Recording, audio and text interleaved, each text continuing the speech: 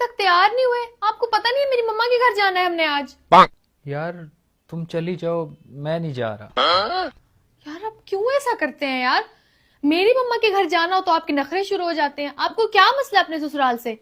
اچھا دیکھو میری بات سنو، تم اگر کسی اپنے رشتہ دار کے گھر جاؤ اور وہاں سے جب واپس آ رہی ہو تو وہ آپ کو ایک کھانے کا ڈبہ دیں اور اس میں بولیں کہ اس میں بریانی ہے، گھر جا کے کھا لینا، اور جب تم گھر آ کے اس ڈبے کو کھولو اس میں بریانی کی بجائے دال ہو، تو کیا تم واپس جاؤ گی ان کے گھر؟